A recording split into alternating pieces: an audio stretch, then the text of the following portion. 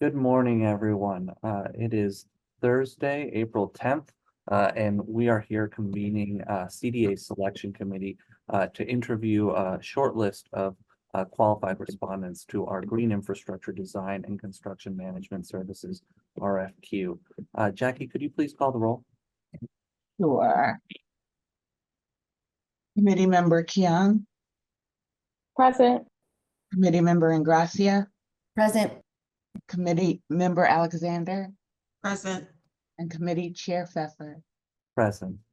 And as a point of order, our colleague and representative from the Comptroller's Office is not able to join us today. But we are joined, on the other hand, by our colleagues from the Planning Department who bring particular expertise to bear with respect to green infrastructure. And we're here today. The first item on our agenda is to interview Arbolope and Kwame, who we shortlisted for their response at our previous meeting. And with that, I will pass it over to the Arbolope and Kwame team to share a presentation, and then the committee will have a few questions. Great, thank you so much. Can everybody see our screen? It's coming online, but there we go. Only it will let me navigate to the correct. Seems the second, everybody. There we go. We can see it now. All right, wonderful.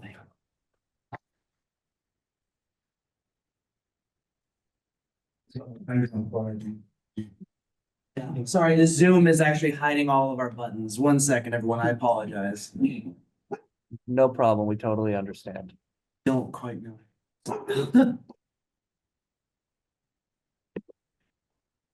And again, we appreciate y'all's flexibility in rescheduling this so that it could be.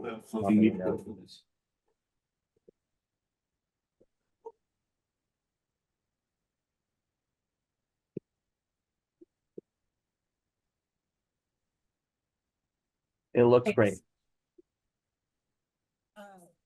Bear with us as our dog is really excited to also join this interview. So, designing spaces for new stories. We believe that our streets should do more than connect us, and that open spaces can open minds as well as hearts. We believe in creating a happier, healthier, and more connected world. Thank you for having us here today. What we wanted to do was take the time to go through our team, but also some of the work you would have seen in the initial calls pack. And to go through a little bit about our approach and talk a little bit about what makes our team special from a detail-oriented perspective. Today, we'll talk about our team, we'll talk about our approach, we'll select project experience, we'll talk about our values and goals, since we think that's a crucial part of green infrastructure development, and then open it up to, of course, what we hope will be a robust discussion. So my name is Arone Compadre, and I'm the founding principal here at Arbolope Studio. We're a 15-person office, and we specialize in projects for the public good. Specifically, we are landscape architects, and the projects that we work on balance social resiliency and social equity. We're also 100% WMBE owned, and then the rest of the team. And we're joined on this team by Intuition Logic and Kwame Building Group. While Arbolope will provide site and program analysis, landscape architecture, sustainability consulting, and grant application support, Intuition Logic will be providing civil, structural, and watershed engineering, as well as expertise in geomorphology. Kwame will be providing construction management and cost estimating. They are also an MBE. I want to also take this moment to note that over the last 5 years, we have successfully provided grant application support for the MSD Project Clear grant to our organization clients to the tune of over $3 million. So we're very proud of that and look forward to continuing to serve the community in that way. On the call with us today is, of course, Arone Compadre, our founding principal. I'm Michael Powell. I'm the Director of Marketing and Public Art, and I also provide environmental graphics expertise on select projects. We also have Tim. Tim Dean with Intuition and Logic. I'm a principal senior project manager with the firm. specialize in stormwater, master planning, stormwater water quality design. Really love doing those green infrastructure projects. Derek, you want to go? Oh, yeah, sure, no problem. My name is Derek Stanton. I'm currently the project engineer and project inspector for Kiwami Building Group. I have over 30 years experience managing various type of projects. So right now at Kiwami, my primary responsibility is oversee construction management sequence while representing the owners throughout the construction process and delivering high quality projects within budget. Hello, my name is Michael Thompson. I'm the business development and marketing director here at Kwame Building Group. Been here for 5 years now, just helping put together proposals, maintain client relationships, and helping the overall branding and marketing of the company. So before we get into some of the projects you saw in our quals pack, we wanted to discuss our approach. And that's because together our three firms really represent the entire gamut of project scale, working on projects as large as infrastructure projects, all the way down to the scale of a city lot or street. And we think that spread of work, that emphasis on large scale projects as well as small scale projects and everything in between is really important from a green infrastructure perspective, because it means we're sweating the details. We're also looking at the big picture and trying to understand the systems and infrastructures that sort of lead to the conditions at that detail level.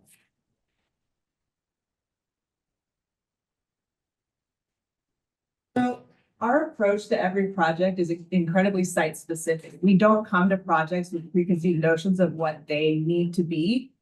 But we start with a really robust site analysis phase where we look at everything from zoning to topography to the local neighborhood characteristics, hydrology, street trees, circulation. And we really try to understand the needs of a specific place and a specific community to design site-specific solutions.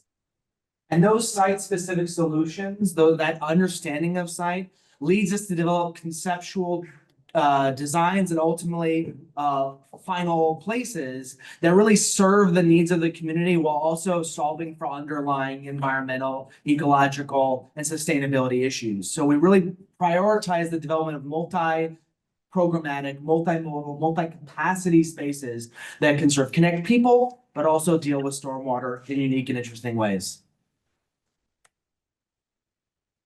So we have a map of some of the work that our three organizations have done in the city of St. Louis. And we show this because we wanted to focus on how important St. Louis City is for all of us.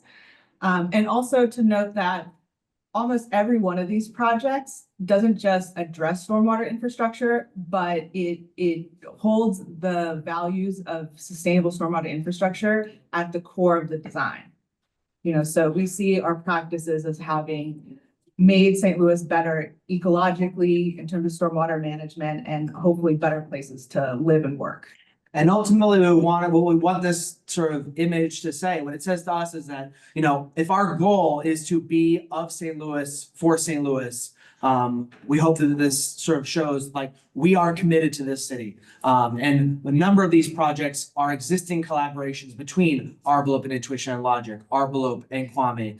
This is a team that has worked together across the city, across Arbolope's 10 years of existence. So the first project we wanted to share with you all is East Park. And this is a new city park located in the College Hill neighborhood, formerly a neighborhood that didn't have any community parks. And this is a project that we worked on with Green City Coalition. So a little bit about the design. This is a project that we designed in collaboration with the community. The community really came and helped us program what this landscape needed to be. So in the resulting project, the left-hand side is a community orchard that honored the legacy of the orchard that had been on a formerly turf grass set of properties. And then on the right-hand side, we designed a series of exercise courts and in the middle a future basketball tree. But this project was really about embracing the topography and embracing the natural hydrological conditions of the site And so what you may see in the image and in the plans is a swale that runs the length of the project that actually connects across the alley to another phase of this project on the south-hand side that is a large rainwater collection point that's also a collaboration with Counterpublic. And so we have this phased approach to placemaking that deals multi-pragmatically with the sort of culture making needs of the community, but does not sacrifice stormwater infrastructure and the development and rewilding of various natural species in the park area. And you see this across a phased approach. So this really embracing of the need to address the needs of the community and the needs of stormwater infrastructure across a large timeline rather than just an immediate solution. This is one of my favorite stormwater quality ones. I've been doing this for over 20 years. This project was actually a phased master plan for stormwater infrastructure for the city of Kirkwood. They had about a 10-year CIP program developing different aspects within the park. And we came in for this and developed a water quality master plan for them to implement during phase one that actually addressed all of their water quality needs over the entirety of their phased implementation within SD. One of the things I really like about this, really even the photo itself, this looks photoshopped, but it's this was actually during their Green Tree Festival after the project was done. We came in, naturalized a concrete lined channel. Some of the other infrastructure things, this site has underground detention, it has permeable pavers, multiple types of bioretention cells, hydrodynamic separators, as well as proprietary inlet trash treatment devices, NetTex specifically. One of the things I think of when I look at this is it really just exemplifies the breadth and depth of knowledge that we bring as a team to this. Again, I've been doing this for well over 20 years. I can get into the minutia of the specifics of the different gradations, if you want, about what goes into that stormwater treatment devices.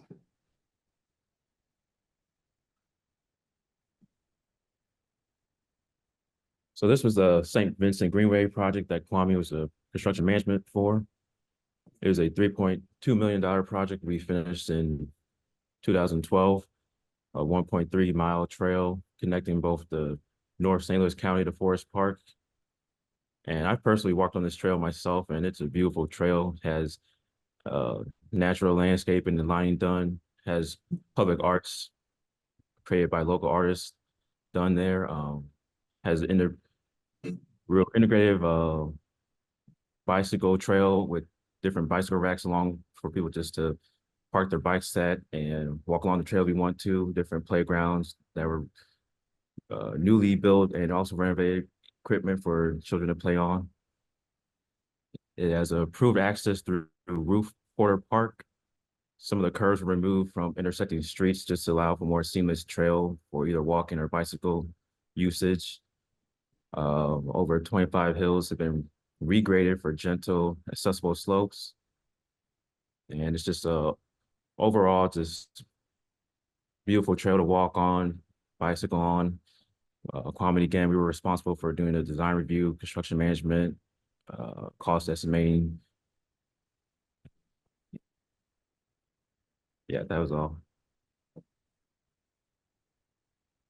This is another project that we worked on, the Norway's headquarters, which was kind of the one of the only institutions of its kind in the country. It's an HIV/AIDS nonprofit providing resources to people suffering with those conditions. And this headquarters was a new consolidation of their programs into an administration building, emergency housing, a new pharmacy, and other kind of mixed use qualities. But the campus is located on North Jefferson, and the site design was 100% focused on managing stormwater. Really, the way that the buildings were laid out, that they would have effectively dammed the site. So it was kind of a site design that could have been problematic in terms of stormwater management.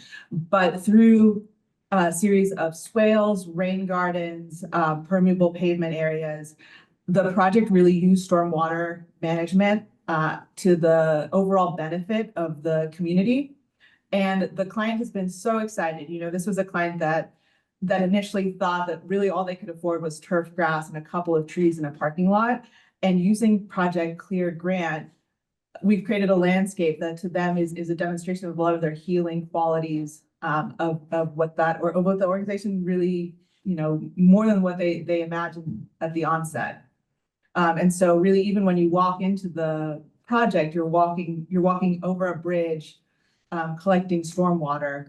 And I think they valued it so much that in their second phase, they've asked us to continue working on the project and to continue bringing in some of these landscapes that have really helped, I think, tie the development together. And this mission-driven site analysis-driven design work, you know, with this project and Kwame's working on the St. Vincent Greenway really are emblematic of this tying of program to sustainability. The idea that ecological restoration, ecological resilience, sustainability work, these things are not done in a vacuum. And so how can you layer program and affect on top to create really powerful cultural spaces and institutions? And beyond that, you know, we understand that these projects have regional impacts. The Blue Way project that we were doing is a canoe kayak system in St. Charles County. It's one of the first ones in the region. This is a 19-mile trail system that starts in Dardenne Prairie, right next to Bush Wildlife, and goes all the way down to the Mississippi River, the confluence with Dardenne Creek there. And this is a multimodal transport system. So we've got a Greenway trail network that runs along the top of Bank, and then a Blue Way trail that really helps bring people out and about into nature. So this is that reconnection and kind of the power that these projects can have with the community, getting them reconnected to nature. One of the things that I really like about this project as well is we took a holistic approach with this. And while we were setting up the Blue Way network, we took the opportunity to systematically grade control Dardenne Creek to halt the systemic incision, which will have regional impacts for years to come, halting that erosion and that channel instability. So beyond that green infrastructure, beyond that reconnection to nature, having that 30,000-foot view of the overall project and what that regional impact can be, real strength that this team brings.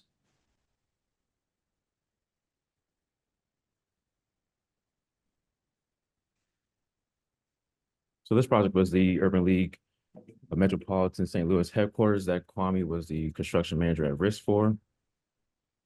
It was a newly renovated Sears building back in 2020 that Kwame was responsible for just the first through third floor of the buildings. First floor was completely renovated with a new Simmons Bank put in it, just fully operational for the residents in the areas to go to and utilize, as well as some retail stores, some barber shops, dental services, clothing departments. But also one of the cool features was the greenhouse, one both in the basement, one outdoors, to the kind of side by side to the headquarters. It's a hydroponic greenhouse trailer that produces fully fresh vegetables, both fruits that different locals in the area can go either purchase, or also different vendors can come and purchase some just to sell at some of the local stores or vendors that they might have around. And so that's one of the cool features of the project that we were part of, that along with some of the renovations in the building, some of the coded access for some of the conference rooms in the building, different Wi-Fi access, and different solar panels on the building rooftops, just so that save more energy, be more fuel efficient, and different heating and cooling units were updated in the building just to make it more efficient as for cost saving, energy efficient. But overall, it was a $20 million renovation project, and we're happy to be a part of it. Urban League is one of our good clients and partners, always doing stuff in the community, and that's one of our visions and goals. So we're happy to partner with them and happy to continue doing work with them throughout the years.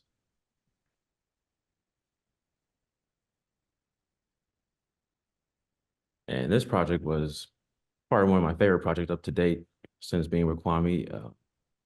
Is the St. Louis LC City Energizer Park, now newly named. But it was a $485 million project, privately funded by the Taylor Enterprise family. But Kwame was the owner's rep / program manager for this project. And it was a completely 100% LED lighting system, open air stadium for over 20,000 seating attendance. Year round, it's a mixed use stadium though. There's different environments that can go on, whether it's events, people have weddings there, there's different concerts that have been there before. But some of the cool sustainability highlights are that it's different water conversions. It has low flow plumbing features throughout the building so that whether people are using the restrooms or washing their hands or the water is being utilized from the vendors, it's just very low efficient so that it's not utilizing a whole lot of water. Some of the waste management features is that zero waste operations on site. They eliminated the single-use plastics. Everything's completely biodegradable, reusable cups, 100% recycled structural steel used in the construction. Different accessible access points, whether you're using public transportation, biking there, walking there. And that kind of interlines with the Brickline Greenway that were the project manager for the preliminary design phase of that project. It's managing 10+ miles of the Greenway connecting 14 St. Louis neighborhoods. And it kind of intertwines with the 1 mile stretch from Harris Stowe State University to Energizer Park Stadium. And that's part of the Great Rivers Greenway that kind of is networking to promote some of the free car utilization. And Kwame was part of that project management also. They have you kind of see it in this rendering over on the left side of the stadium, a monument for public art display by Damian Davis, honoring the 1959 displacement of 20,000 Black Mill Creek Valley residents. Some of those granite, limestone, hourglass shaped pillars there, kind of just to highlight and monument those residents in the past. And there's a few more features I could go on to, but I don't take too much time. This is one of the projects that INL and Arlo collaborated on. We came in for a pond stabilization project, really focusing on water quality enhancement. There have been a lot of issues in the watershed. Part of that was, let's focus on some of the initial erosion issues, get those stabilized, and then really turn it and focus in on the pond. If you want to go to the next slide. Perfect. So what we were doing on this one is ecological restoration within the watershed, but then pairing that with water quality enhancements in the lake itself, creating vegetated shelves, the island with cypress trees. All of these features are geared towards that water quality aspect to improve, just the resiliency of the watershed itself, but also the end result within the lake, making sure that it's a happy, healthy ecosystem. And that's really what the type of stormwater infrastructure, we understand that that's the end goal. We want to really protect and restore the environment. Righty. The Maline Creek Project, one of my favorites. So this was a $84 million MSD project, clear project, located on the north side of St. Louis, where I served as one of the project engineers and lead inspectors. So this project detailed protecting a small creek that runs along the north edge of the North St. Louis that empties into the Mississippi River. Then, as you know, the north side of St. Louis is underserved by outdated combined sewage pipes that can easily become overwhelmed with storm water and heavy rainfalls. So this project goal was to treat the water from combined sewer overflows, which may discharge untreated wastewater into the Maline Creek. The Maline Creek facility features a tunnel that was 28 foot in diameter. The length was roughly about 2,700 linear feet, 175 feet underground. And also on the project, we constructed bioretention ponds, some rain gardens, while part of the parking lot was paved with pervious asphalt. So our main goal was to make sure that any runoff from the combined sewage would be treated before it goes out into the public. And then the project that we wanted to conclude with is Love Bank Park, which is located at the corner of Cherokee and Nebraska, on Cherokee Street, which is one of our most diverse neighborhoods in St. Louis. This project opened about a year ago, I think almost exactly a year ago today. And you know, Cherokee Street, other than its sidewalks, had no public space. And for years, Cherokee Street was looking for a way to create a public gathering space. And it started with really neighbors putting up a basketball hoop. But from that point, the community really wanted to codify that public space. And so we were asked about 2016 to help develop a park that could be that could house basketball, but also acknowledge the lack of funding of the community. They really looked to stormwater infrastructure. They looked to the Project Clear Grant to help make this space. And from there, it became the kind of spirit of the project. It's how do we make this park both a community gathering space, but also a sponge for the neighborhood. And so the park ultimately is about 90% permeable, including one of the region's first permeable basketball courts. Also a plaza using permeable pavers that houses a lot of the community, larger community events such as dance classes, salsa classes, Shakespeare on the street. We've almost never seen this park empty since it's been open. But it's a combination of kind of hardscape and softscape stormwater management strategies that does its job not only to make a community gathering space and really a space that's sort of the heart of Cherokee Street, but also a space that's doing work ecologically and in stormwater management. And I just want to like reaffirm that, you know, this was, you know, not that this is in any way an indication of how projects happen all the time, but this was an over 8-year engagement effort. So there was a real concerted strategic alignment with the community, the formation of youth advisory groups where youth were educated on stormwater infrastructure and placemaking, and then given the opportunity to go and speak to their friends. Community advisory groups made up of businesses, of residents. The emphasis here was on using the stormwater infrastructure to develop a park that was really of the people and for the people of this specific community. And the impact of that has been humongous. The sense of ownership by the community. I think the sense that the park is never empty is really a function of that sense of ownership within the community. Which really, I think, speaks to our team's values and goals. You know, again, this belief that design forward and high performance environments are powerful shapers of experience that really add tangible value to communities they serve, not just the hidden value of dealing with stormwater, of putting it where it should go, but also this notion of using stormwater to daylight the processes that exist within our environment, to daylight the cultural resources embedded within our neighborhoods, to daylight the coalitions and sort of infrastructural capital that exists already within our landscapes. We understand and appreciate the relationship between ecological resilience and social equity. You know, there are so much infrastructure, there's so much cultural capital embedded in our community? How do we take advantage of those existing assets? How do we build on those assets and leverage them to develop more ecologically sustainable and robust future-facing infrastructure? These are all questions we ask ourselves with every project. It's what we care about. Because in quantifying the relationships between how we design, how we build, and the sort of social history of our city, tackling those issues together, that is going to what is going to lead to ultimately a resilient city, a future-facing city for all. We are a local team, and we have a shared belief in the future of St. Louis. We're here, we're excited, and we're ready to get to work.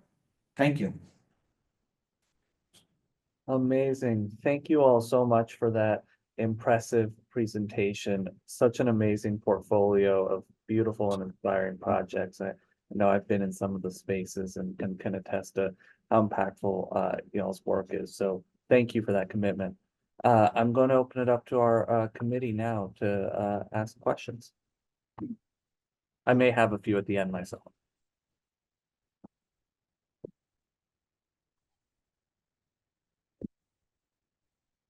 Or while waiting for committee members to ask questions, I will ask one. And that is simply, I really appreciate that you all are locally based. I'm curious if there are any unique hydrological features which are present in St. Louis, which you have to consider in designing green infrastructure, which you might not have to in other cities or watersheds. Man, how much time do you have? I know there are a lot of hydrological features, but yes. The biggest challenge regionally in St. Louis is twofold. There's a lot of harsh topography that you have to deal with. So a lot of high groundwater issues, a lot of shallow interflow. So depending on which area you are, you may have a lot of springs that are difficult to deal with, types of infiltration BMPs. The other one is the St. Louis clays. So that's another infiltration restriction style BMP.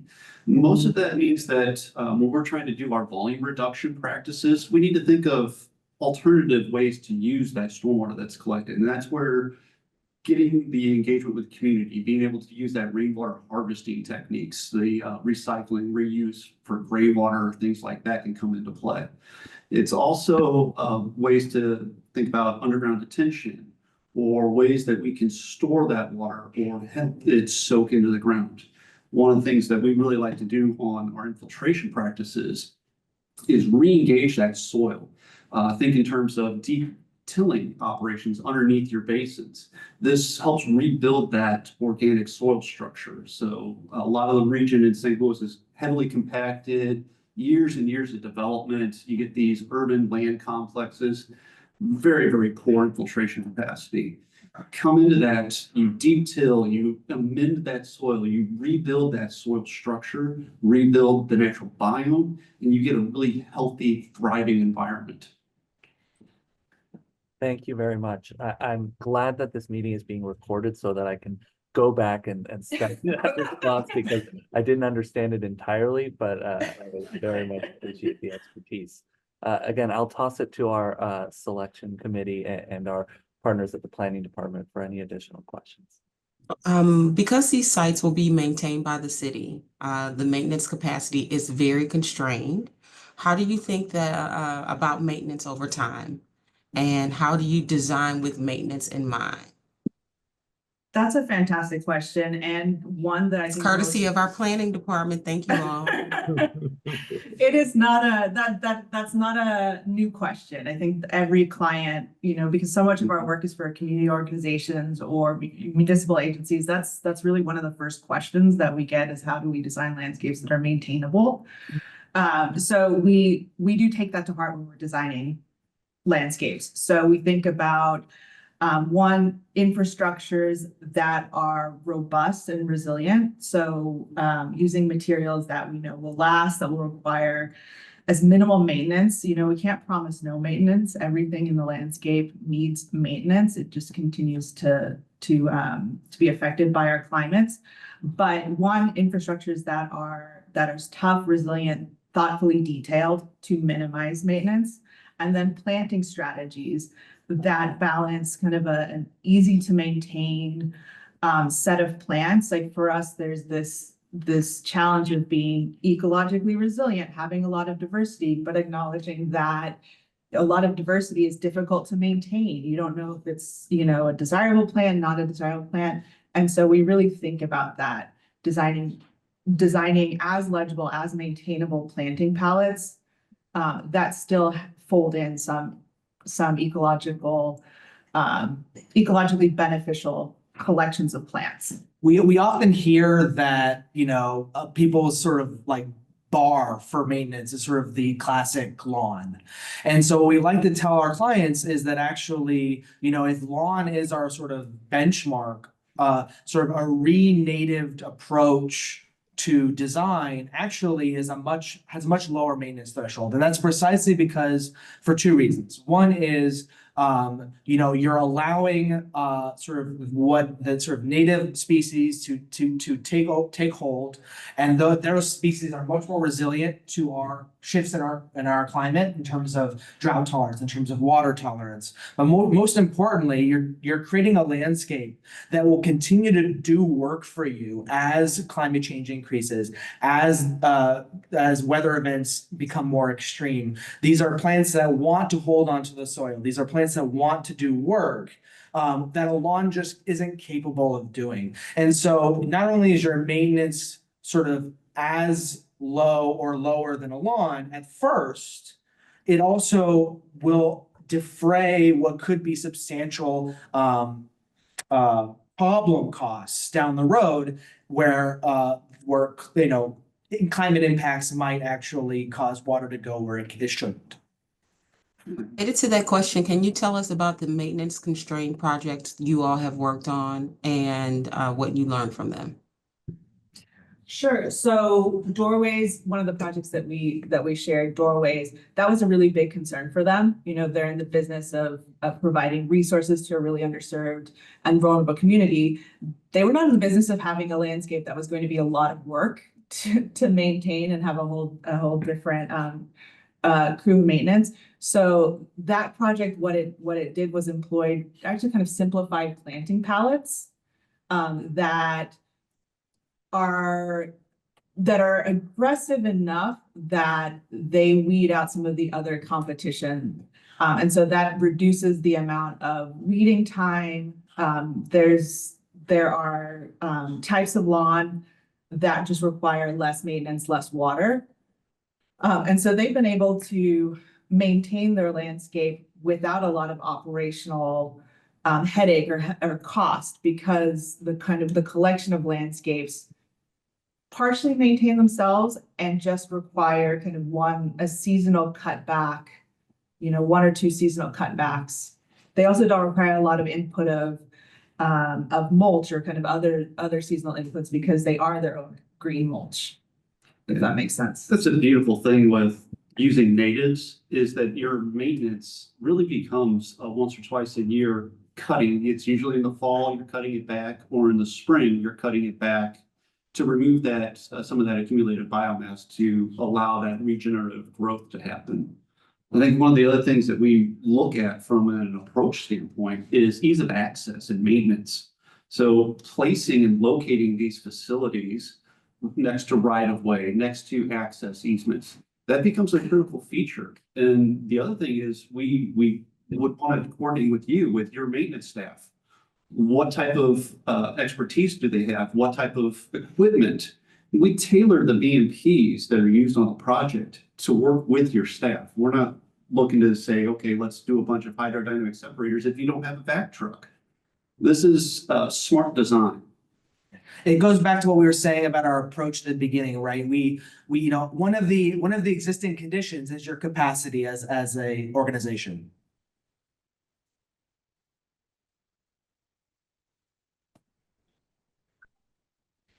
Thanks for that. Yeah.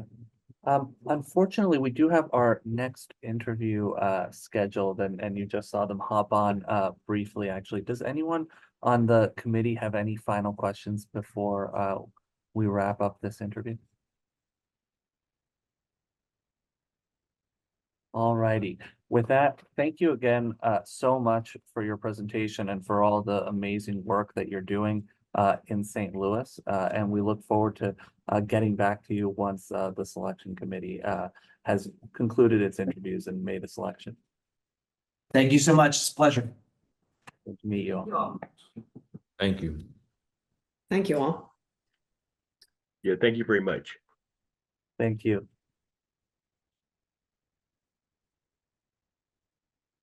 All righty, with that, we'll be moving forward to the next item on our agenda, which is our interview with Greenprint Partners. Good morning, Jim. You are on mute. Sorry. Good morning. And good morning, Alex. Good morning. Had to take me a second there to figure out how to change my name. I'm definitely not Kevin. Don't want to argue that I am. It's perfectly all right. It's good to see you both. We're joined today by the CDA Selection Committee, which is made up of representatives of the Mayor's Office, Board of Aldermen, Comptroller's Office, although fortunately our Comptroller's Office rep was not able to make it today, as well as CDA. And then we're also joined today by our partners in the Planning Department. But with that, we want to toss it over to you all to introduce yourselves and to go over your response and your qualifications and portfolio of projects. And then we'll have a couple of questions on the back end. Does that sound good? Sounds great. Sounds great. Great. Let me just pull up our presentation here.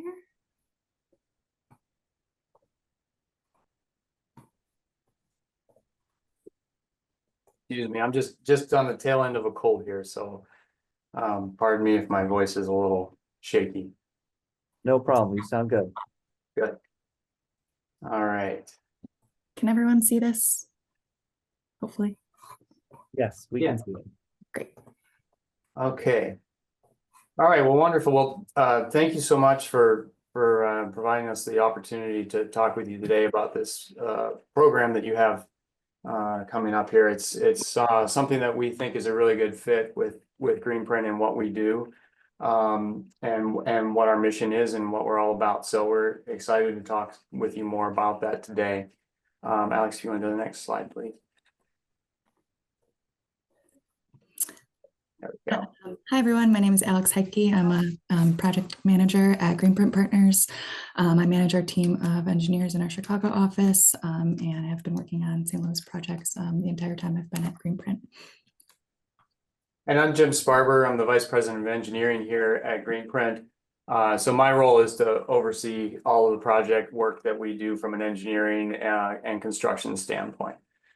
So we would be the two primary people in the implementation of this project. So, okay, Alex, you want the next slide, please. Okay, so if you're not familiar with Greenprint Partners, we are a certified B Corporation. We are a women and minority owned corporation. And we are really specializing in community-centered green infrastructure or environmental infrastructure. That's the focus of what we do, which is why this program felt like a really good fit for Greenprint. It really dovetails well with the type of work we do and with what our mission is, which is to bring more green, get the best out of green infrastructure, and bring more green to communities that need investment in infrastructure. Next slide, please, Alex. Thank you. So our team, Greenprint, excuse me, would serve as the prime. And on our team, we have Sabre Survey, who is a minority business. We've been working with Sabre since 2018 or so in St. Louis, doing green infrastructure projects with them. Also on our team is Quig Engineering, which they are a women-owned business, and they would be doing the construction inspection work. And then finally, Vector Communications, which is a women and minority-owned business for communications and engagement work associated with the program. Next slide, please.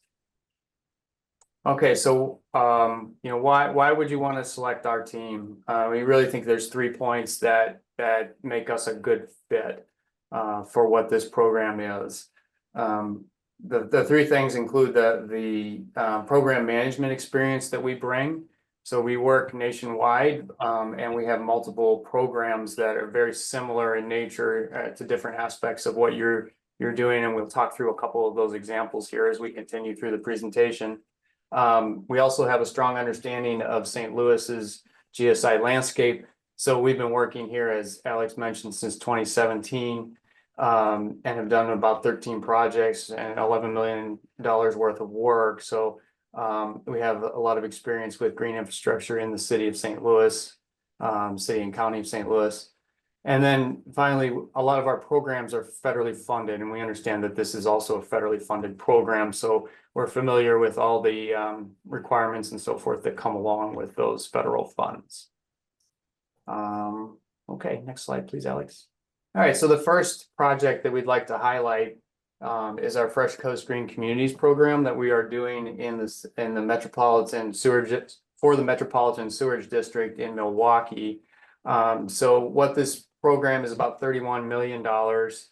It consists of Greenprint has to identify sites, talk with the landowners, if it's a private site or if it's a public site, whoever that public entity is in charge of the public area. Talk with them about the program, get them enrolled in the program, develop a concept plan, and then design and permit and build and then maintain for 5 years. So it's kind of a full soup to nuts kind of program that we need to deliver for the Metropolitan Sewerage District in Milwaukee. A lot of the similarities that we see here is that this is a very large area that we need to identify projects and then evaluate those projects, determine if they are impactful. The sewerage district has identified several metrics that they are using to determine how projects should be selected. So they use things like social vulnerability index, and they use percentage of impervious area, and they also use whether it's inside. They have both a combined sewer area and a separate sewer area. So projects need to meet 2 of those 3 criteria. They need to be either in the combined sewer area, in an area of high imperviousness, or in a high social vulnerability index area. That didn't come out very well. So we have to meet 2 of those 3 metrics. So we identify projects that are going to be impactful, and then we take it from there to get people signed on and involved in the project and excited about that project, and then deliver those projects, which I think has a lot of similarity to what you are working to do here. Right now we are our program is fully subscribed. We have $31 million worth of projects identified and are either built, are being built, or in the design stage. So that program is moving along very, very efficiently for us. So, all right, next slide, please, Alex. So the second program that we wanted to highlight is our Vermont's DEC, Department of Environmental Conservation's Green Schools Initiative. So the state of Vermont mandated that any property that has over 3 acres of impervious area, they need to treat that stormwater runoff before it enters the waterways. And then after that regulation was passed, they realized, okay, this is going to impact a lot of schools. So what they did was develop a program to help those schools get through the process, and Greenprint manages that program for them. So we hire local engineers to do the design, and then we will take those designs, and right now we're in the process of actually building them. So this work is federally funded with both American Rescue Plan Act dollars, or ARPA dollars, as well as with EPA dollars. So we have federal funding, 2 different sources of federal funding that come into this program. And of course, with the ARPA dollars, we have a deadline of next fall, the 2026 fall, and we've got 60 schools to build. So we are doing stormwater retrofits at about 44 of those this summer. Somewhere around $20 million worth of work construction that we're overseeing this summer. So we were able to get this thing up and moving in a relatively short amount of time, delivering under a deadline, and we have a budget here that is significant, but it's still tight. So, okay, Alex. Excuse me, next slide, please. And then our third program that I'd like to highlight for you is the Rain Ready Calumet Corridor. Similarly, this is a federally funded program using ARPA dollars. It's a $6 million budget. And Greenprint again was tasked with using a site selection and feasibility assessments, doing that work, as well as finding additional grant support and funding for these projects whenever possible. And then we do the GSI design and planning work and permitting and then construction oversight along the way. We have, similarly to what your program would be, we have a fixed cap. In this case, it's $6 million. So we can't go over that. So we are working very hard to fit the projects that we want to do within that budget, and trying to find ways to be flexible, to do as much work as we can with the dollars that are available. You know, it's kind of like, is the price is right, and get the closest without going over. That's our goal here. Yeah, so that's the Rain Ready Calumet Corridor project, and that has a deadline again of next fall, 2026, fall of 2026. And it's federally funded. So with that, Alex, next slide, please. Yeah, I'll turn it over to Alex here to talk a little bit more about the specifics in St. Louis and the work that Greenprint's done there. Yeah, so obviously the MSD Rainscaping Large Grants Program is not something we run. That is run by the Metropolitan Sewer District, but it is a program that we've worked within since 2017, as mentioned. We have been awarded $11.5 million for our landowners across 13 different projects since then. And we are, working with these landowners from the very initial introduction of what this program is and what's available for them to do with these dollars that they can be reimbursed from MSD, all the way through construction maintenance, from the beginning to the very end. So some of the things that we do to make this process work best for our landowners is we start at the very beginning with site selection and feasibility assessment. So we're using GIS to evaluate sites within the MSD program area, looking at, socially vulnerable areas, looking at locations where there's a lot of impervious area that can be captured. And we also really try to work with community hubs, like churches, schools, community centers, because we want something that's gonna last long and have really the most impact on those communities. We want spaces where people can congregate and can come around and enjoy this new construction that they're adding to their site.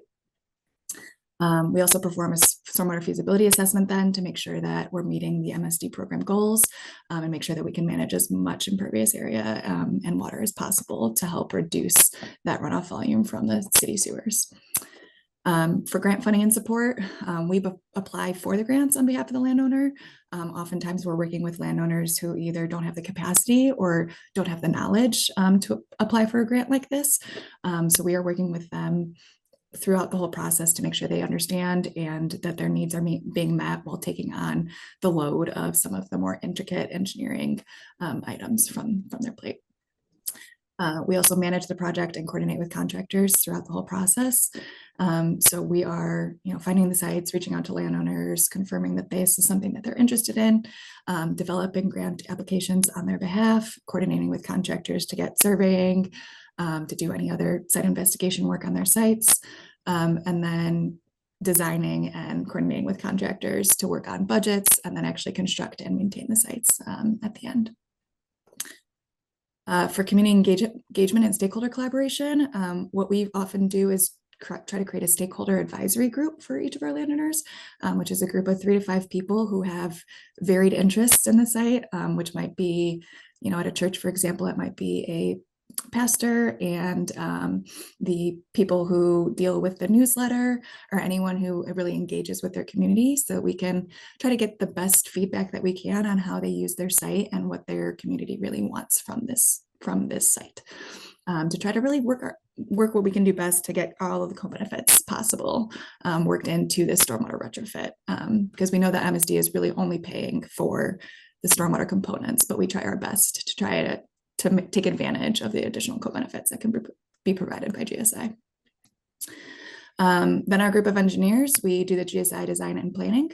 So we design our sites based on the MSD regulations and the City of St. Louis regulations, and then move forward and permit with not only MSD, but also BPS, including engineering, streets, parks department, as well as the building department, which, oftentimes can take a little bit longer than we want it to.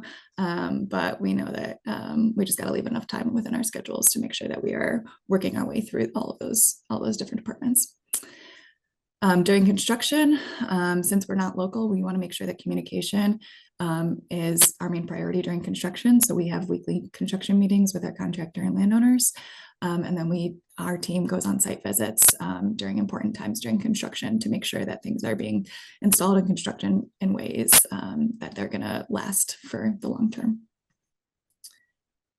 And then for long-term resilience and maintenance planning, we design our projects with the landowner in mind. Oftentimes landowners haven't really been exposed to green infrastructure before. So we have to make sure that they understand what is going to be entailed for maintenance and how that impacts their ongoing maintenance for their site. So we want to make sure that we're designing it in a simple way that allows them to maintain their site without feeling overwhelmed by what's been provided. So as you can see in this planting plan, there are groupings of plants. They're in very defined rows, so that as these things start to grow, when they're smaller in size like this, it's easier to find where weeds are creeping in, so that they can really get ahead of those weeds while these plants are establishing. And then once the native plants establish, they're able to kind of snuff out those weeds so that we don't have as much of a weed problem as we move forward. We also provide maintenance manuals and training to all the staff at the end of construction to make sure that they fully grasp what's required. And we visit a couple of times throughout establishment to make sure that they don't have any ongoing questions or concerns about the newly installed BMPs. And we're always available to troubleshoot if they're having certain issues with their sites or finding out, that certain things are causing problems. Still within this program, as I mentioned, we have worked on 13 projects. Right now, that means that we have had 9 projects constructed, and there are 4 currently in design. The cost for those projects has varied from $400,000 all the way to $2.5 million. So they vary in size, but are able to manage a pretty significant amount of water.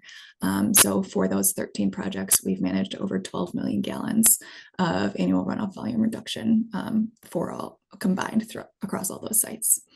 As you can see on the left, there's a map of all the different locations across St. Louis, and then one just outside of St. Louis within the MSD area, where we've provided engineering assistance for these folks and installed BMPs. And then some specific examples that I wanted to talk through are, one major example I'd like to discuss is Central Baptist. That was a church on Washington Street. They really wanted to add some aesthetic interest to their site. They're located on a couple of busy streets, and they had just a lot of pavement around. So there are a couple of private property improvements that we did located near their parking lots, where we added some rain gardens to help manage water, but also to soften the look of the parking lots. But we also installed stormwater bump outs in the right of way that helped manage flooding from adjacent streets, but also helped shorten the crosswalk so that pedestrians crossing the street had a shorter and safer path to get to the church. At Kipp Elementary School, we listened to the needs of the school and maximized the way that the students could engage with the GSI. So if you see in the middle picture down there, we were able to install an outdoor classroom, which became really important to the school after COVID. And we were able to get the forestry department and the City of St. Louis to donate stumps for stools for that area. We also provided a rain barrel on the right side to allow them to use that water during dry periods in St. Louis to water their rain garden and allow the students to really engage in what is needed to, grow and maintain and keep these plants alive. Another project that we worked on was Herbert Hoover Boys and Girls Club. Herbert Hoover already has a ton of really great learning opportunities available through their club, but they did want to focus on how can we get students engaged with nature. So we provided a bunch of different rain gardens throughout their site with a lot of different biodiversity to help them kind of see plants during different stages and really engage with those plants and learn from them like a biology class right at their after school program. So it was fun to provide different ways for them to engage with that on their site. And then just some lesson learned throughout our 8 years of doing this program. One thing is just to always provide enough time for permitting because there are a lot of different departments that these things do have to go through depending on if it's private, public, those kind of things. And then we always try to design with maintenance in mind because oftentimes landowners aren't super familiar with what's required for green infrastructure maintenance. So we want to make sure that we're providing simple planting plans, ways that they can really engage with their site and not get overwhelmed by the different number of plants with the plants that look different than they're used to. So we always want to make sure that we're doing our best to keep our landowner in mind as we're designing.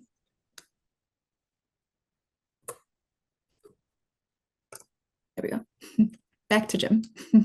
Okay, so we just run through this, what we had proposed for our schedule on this project. So the way we were thinking about it is, this has as we understand it, a hard deadline in 2030. So it would be the goal, at least from a planning perspective, to get everything done in 2029. Just to give some buffer time there because things don't always go as planned, as we all know. So in order to do that, we were really looking at, it's essentially 3 construction seasons that we thought we could get projects in the ground. So that with an average life cycle of from inception to actually delivering the project is about a 2-year window between community engagement and design and permitting and then bidding and then construction. We budgeted about 2 years to really get that done. So understanding this would kick off sometime in Q3 of 2025. We have a ramp up period at the beginning of 25 to identify projects. And our thinking is probably 2 projects in round 1. Based on the RFP, we understand that the goal is 10 projects, somewhere in that range of 10 projects. So that, the first round would be 2 projects. Hopefully those can be quickly identified and we can hit the ground running with those and get those being built in 2027, summer of 2027. And then the second and third rounds would each have 4 projects in them. We understand there's a planning RFQ is out at this time as well. And understand that may inform what happens in rounds 2 and 3 and maybe even round 1, but that gives us some time for those 8 additional projects to maybe get some input from that planning RFP that's out right now. So essentially we're looking at a time frame where we'd be able to get things completed by 2029. So 3 different cycles. So that's the big picture view. In our proposal, there was a much more detailed schedule, but this is essentially the big overview. Okay, Alex, you want to go to the next slide? And then the proposed budget. So, and when we have participated in these types of programs, the cost breakdown is typically about 70-30 is what we like to budget for. So 70% of the dollars going to construction and 30% going to professional services as a starting point. And this is a little bit hard when you don't know what the projects are to have a definitive budget. So we like to use this as kind of our jumping off point. I will say we've been able to deliver at under 30% on the professional services and able to push more money into construction in our other programs. So, you know, we're hopeful that that would be true here, but we'd like to start here with a budget that looks something like this with the 30-70 split. And then on the right-hand side, we break that down. What that professional services looks a little more like. You know, we think about 15% of that budget goes towards community engagement. Survey is 10, design is about half of the budget, and permitting is around 10%. So construction management ends up being about 15, and then there's some direct expenses in there. But that's how we break down our budget in order to get to the numbers of the 2.9 million in design fees or soft fees, if you will. So yeah, with that, I think that basically wraps up our presentation portion, and we'd love to engage in this conversation here and answer the questions that you want to hear instead of hearing us talk so much. So no, this was great. Thank you so much for the presentation and for the amazing work that you all are doing across the St. Louis region and the country. I'll open it up to our committee and our interdepartmental partners to ask any questions that they may have. Thanks again. So because the sites will be maintained by the city, our maintenance capacity is very constrained. How do you think about maintenance over time? How do you design with maintenance in mind? And then what maintenance constrained projects have you worked on? And what have you learned from them? It's kind of 3 parts, so I can repeat it again if needed. So basically, how do you think about maintenance over time, and how do you design with maintenance in mind? yeah, I think, and Alex touched on this a little bit, so Alex, feel free to jump in at any time here. Yeah, that is something that has been a learning curve for us as we have moved through you know, the past several years in terms of what maintenance capabilities are, and I think, you know, we need to make it as simple as possible. As Alex noted, like clusters of plantings and things that are easily identifiable. You know, we understand that at the end of the day, we'd love to think that there are going to be people who are just, you know, thoroughly enjoy plants and want to see these gardens, these beautiful gardens. But at the end of the day, we know that's not what really happens, right? You know, you have maintenance staff that is going to probably receive some training, but not, you know, this is not their passion, their backyard garden. So it needs to be very simple for them to understand what it is that belongs there and how to care for that. You know, I think we've gone to cluster plantings, and we, you know, try to go to things that are fairly simple in terms of their what the maintenance requirement is for them. So, you know, you let it grow, and then you take it down at the end of the growing season. So grasses, things like that are pretty easy. You know, those types of plantings. So yeah, that's, I think the thought is make clusters, make them easily identifiable plants. If it's not one of these 3 things, it doesn't belong here and it goes, right? So make that a very simple type of thing. So Alex, do you have anything else you want to add on that? Yeah, and I think, like you mentioned, grasses are often a good way to take advantage of that. They're pretty easy to identify, and they can be, you know, a larger grouping as opposed to individual plants that might not grow as large.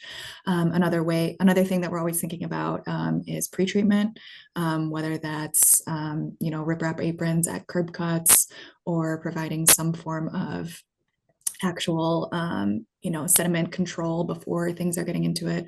Pretreatment is something to always think about for these systems, because we don't want them to clog, and we don't want them to sediment up in a way that is not allowing water to get into those. So specifically things in public ways, you know, that erosion control is very important. We don't want to let any sediment into those basins that can't be maintained. But yeah, I think just really planting plans with maintenance in mind is something that we've found to be very important.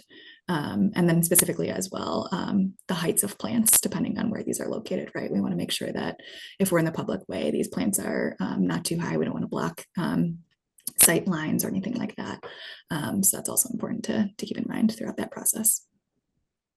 And related to this question, oh, sorry, Jim, please. No, go ahead.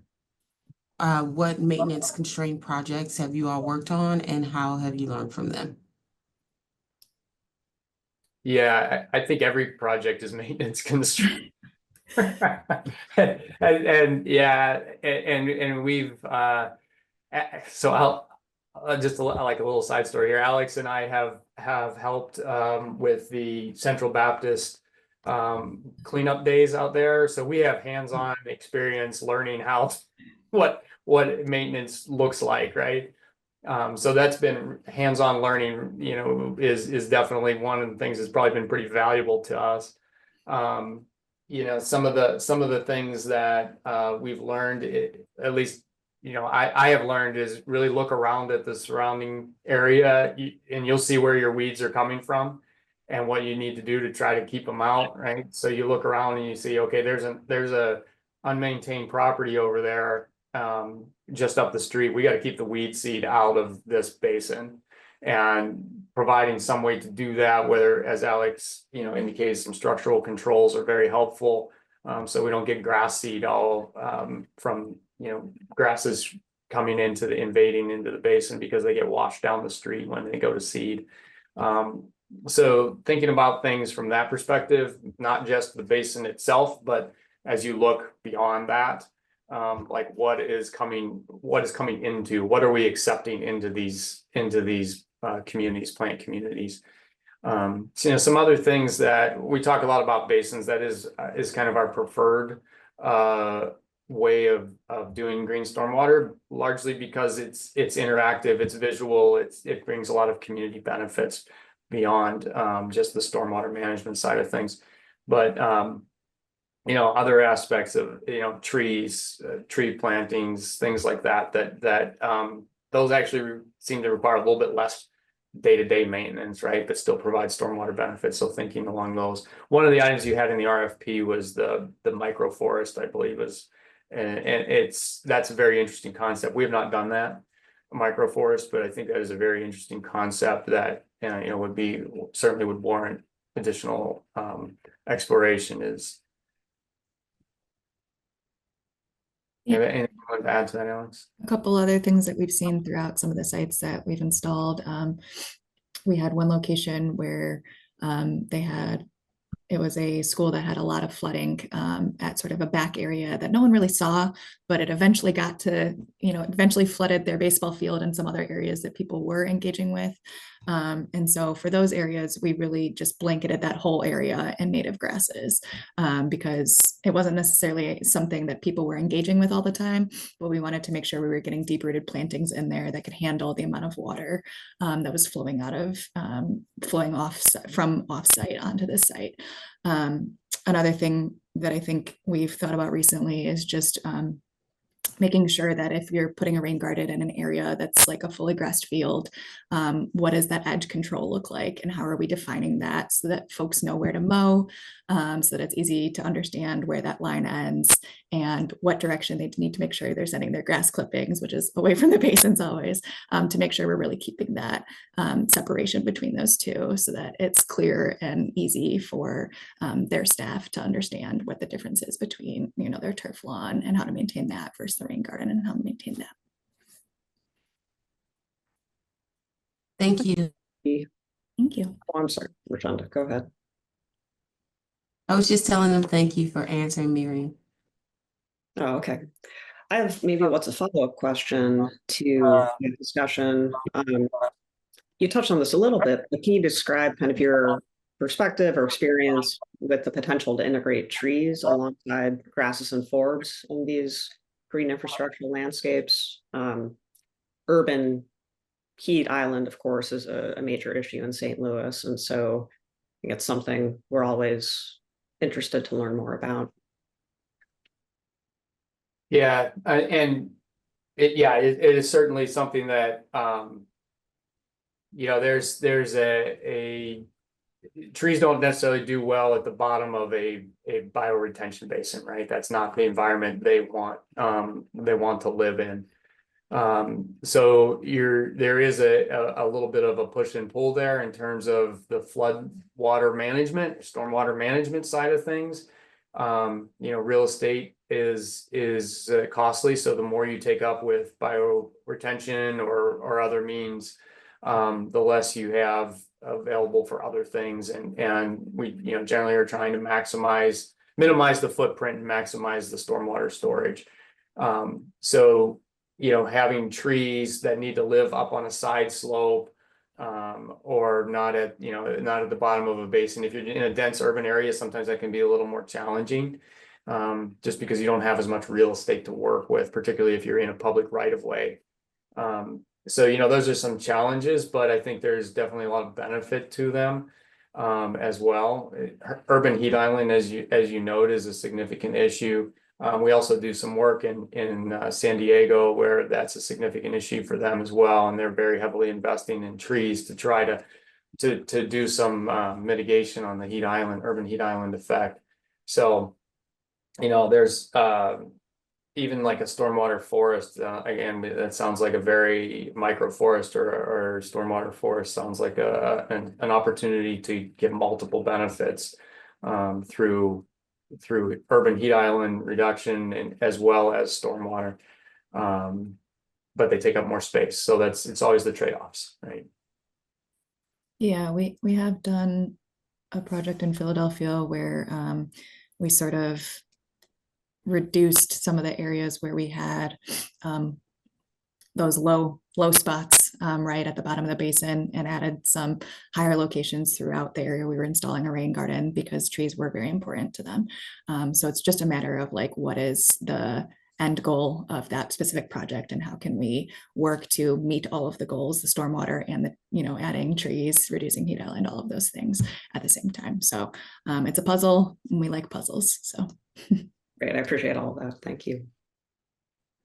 And I think a lot of that would come out, in the community engagement aspects around the particular, if an area is identified, like what is really important to the community that lives in this few block area, that's going to be walking down this right of way. Is there a 3-block stretch where there is zero shade, and trees become really important? Then we need to figure something out to get it into that type of a stormwater treatment practice. So.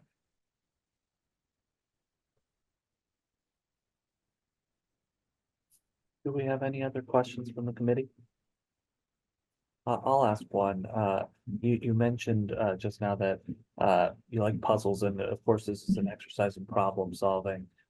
What are the most challenging problems that you've run into in developing green infrastructure here in St. Louis?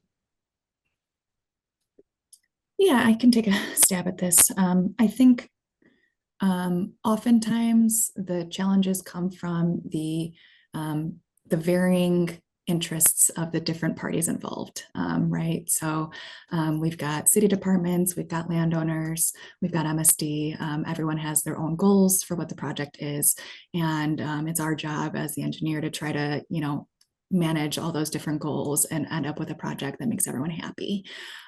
So, frequently we might have a city partner that's not interested in what our end goal is, but we have to try to make sure that people understand like what the end product is and what benefit it can bring and what it can provide. And a lot of times maintenance is the one thing that can cause problems for GSI projects. It's really oftentimes like the biggest barrier is, how do we provide maintenance? Who's providing maintenance? How do we pay for it?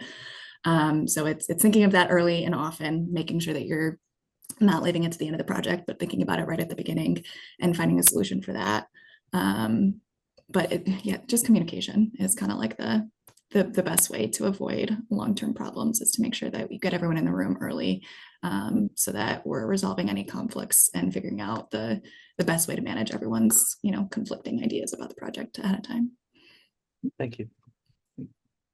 And a little follow-up to that is, are there any unique, which we asked the other previous interviewer as well, are there any unique hydrological features in St. Louis that present either unique challenges or unique opportunities for green infrastructure? It's a great question. Yeah, I mean, so if you think about it in the broader scale, the Mississippi River, right, and I'm thinking specifically about the River du Père, right? It's strongly influenced by the elevations in the Mississippi River. And, you know, I know there's some flooding issues that are identified along that corridor. And, you know, there are some challenges there that are just, you know, to try to do something with green infrastructure that is going to have an impact on Mississippi River water levels is, you know, it's just not going to happen. There's some battles that are just too big to fight, right? So the influence of that is pretty big, and then, you know, a large portion of this of the city is paved, right? There's a lot of paved surfaces, a lot of runoff, and the existing systems aren't necessarily designed for that to convey those waters, particularly in the more intense rainstorms we've been seeing. So that's a challenge that even after the green infrastructure, the downstream receiving areas probably still aren't big enough, right? So that's a challenge there. So the green infrastructure can help, but there's still a bigger problem at the end of the day. So Yeah. And I think just knowing, like he said, it's a lot of paved areas in the city, also knowing that, you know, the soils underneath are generally on the clay side, right? We're not having a whole lot of infiltration, just knowing what's out there, right? It's because we're not able to infiltrate as much as we would want to, right? What do we do to manage that water and keep it and hold on to it as much as possible to not send it into the downstream sewer system? And then I think another thing to always think about is just you guys do go through, you know, periods of really hot, dry weather. So it's not quite at the level of like San Diego, right? But we do have areas where we're completely fluctuating from a whole lot of rain to a whole lot of dry. So making sure anything that you're planting can handle both of those differences, making sure that we're salt tolerant because we do need salt when it, you know, if things are getting icy out there. Not that there's a whole lot of snow in St. Louis anymore, but you do get some still. But yeah, it's just, you know, that varying climate and, you know, those times that are hardest on those plants, making sure we have hardy things that are used to that and can survive those seasons. That makes a ton of sense. Thank you. Unless we have any final questions from the committee, I think that'll bring our interview to a conclusion. Anyone have any final questions? Yeah, I was interested in your, you mentioned one of the projects doing bump outs to shorten the crosswalk. Can you talk a little bit more about your experience working with different city departments, like streets and BP? Yeah. Jim, you want to talk about the Central Baptist, or I can talk? well, yeah, Central Baptist, you know, those are where we're doing bump outs. They're in the public right of way. And those, you know, those actually went pretty well in terms of the permitting process. You know, we went through a normal permitting process with those. And they were open to having those in the public right of way. And then, you know, I don't know if it was specific to that location. We were also working on the 14th Street corridor, just north of the downtown area, you know, where we had some challenges because we were proposing stormwater bump outs in the public right of way, and the streets department, you know, viewed that differently as a place for cars and not for stormwater management. So, you know, thankfully, NAIL came in and kind of helped us out with making some connections, and you know, we're moving forward with that now. But there, you know, there's competing priorities there. So working through that process was a bit challenging, and really having the right people in the room that could make those decisions helped to unstick that, because it was stuck, that project. So I don't know if that answered the question, or were you looking for something, you know, a little different out of that response? I'm sorry, you're on mute. Yeah, just, yep. Alex, did you want to? No, I think that just draws Awesome. back to like early communication, right? Is before we moved too far with that 14th Street design, we wanted to make sure that we were getting conceptual review through BPS to confirm that everyone was on board with the project before we, went full steam ahead and designed it, because we knew that there could be some conflicting views of what this project could provide for the city in that location. So we wanted to get ahead of that and have the help of CDA to really foster that through and get that through BPS, and so that we can move forward with design. So Thank you. All right. With that, thank you all so much for your time this morning, for your presentation, for your amazing work. And we will look forward to getting back to you once the committee has completed its interviews and authorized us to move forward with contracting. great. Thank you. Wonderful. Thank you so much. Have a good one. Yeah, y'all have a great day. All right. For the rest of the committee, I believe that we can now adjourn. Jackie, is that correct? Or should we recess until later today when we? No, we can adjourn and just, the next one will be a new meeting. So, you should just entertain a motion. Wonderful. In that case, I'll entertain a motion to adjourn. Or Christine, did you have something you want to add beforehand? I was gonna make a motion to adjourn. Go ahead. So moved. Wait, who? Okay, Christine motioned. Who moved? I looked down. I made the motion to adjourn. And who seconded? Do we have a second? Grace seconded. Jackie, the motion has been made and properly seconded. Jackie, could you please call the roll? No, all in favor? Aye. Aye. You are adjourned.